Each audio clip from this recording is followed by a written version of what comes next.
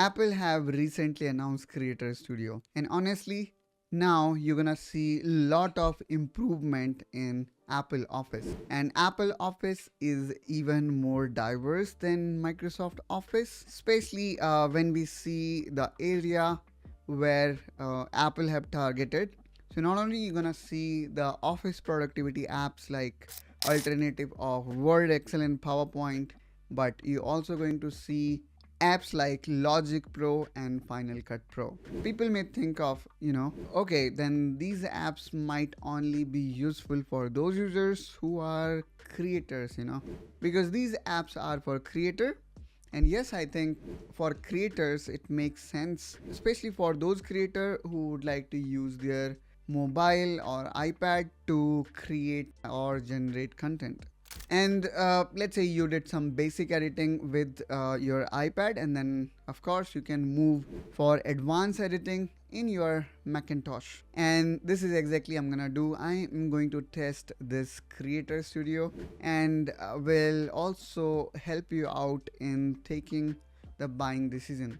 Now when we talk about the Office alternative, like the Pages and then the Excel alternative and PowerPoint alternative, what benefit you're gonna get? Because they used to be free, right? Yes, of course they used to be free, but when we talk about the premium capability, for example, creation of entire presentation in single click, so those features were missing from Apple side. But since all these AI stuff is very expensive, it required a lot of GPU and CPU resource. So that is why I think finally Apple decided to charge some amount for those extra premium features from those apps which were completely free before.